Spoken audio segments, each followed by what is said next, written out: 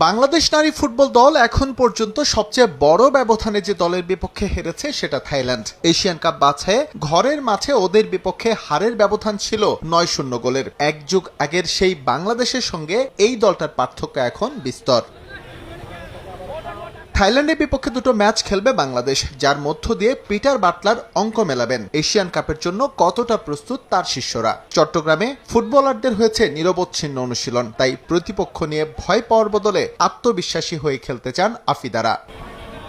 র্যাঙ্কিংয়ে বাংলাদেশ থাইল্যান্ড পার্থক্য স্পষ্ট। লাল সবুজের ১০৪-এর বিপরীতে থাইরা আছে ৫৩ নম্বরে। একবার বিশ্বকাপ খেলার অভিজ্ঞতা আছে ওদের। এছাড়াও এশিয়ান শ্রেষ্ঠত্বের আসর খেলেছে ১৭ বার, একবার জিতেছে এশিয়ান কাপ। পক্ষান্তরে প্রথমবারের মতো এশিয়ান কাপ খেলতে যাওয়া বাংলাদেশ সাফ জিতেছে ২ বার। বেসিক্যালি আমরা চেষ্টা করতেছি আমাদের উইক পয়েন্টগুলো এবং অপোনেন্টের স্ট্রং সাইডগুলো নিয়ে কাজ করার।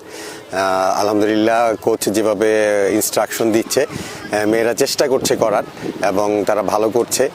আমরাও কোচিং স্টাফ যারা আছি আমরাও চেষ্টা করছি মেয়েদেরকে সাহায্য করার জন্য, তাদের টেকনিক্যাল যে ইনফরমেশনগুলো দেওয়ার দরকার আমরা দিচ্ছি এবং আমরা চেষ্টা করছি তাদের কাছ থেকে বেস্টটা আদায় করে নেওয়ার জন্য। এশিয়ান কাপে বাংলাদেশের গ্রুপ প্রতিপক্ষ চীন, উত্তর কোরিয়া এবং উজবেকিস্তান। তাদের সামলানোর আগে থাইল্যান্ডের বিপক্ষে ম্যাচ বাংলাদেশের জন্য বেশ ফলপ্রসূ হবে বলে মনে করছে ম্যানেজমেন্ট। এস এম ইকবাল, সময় সংবাদ।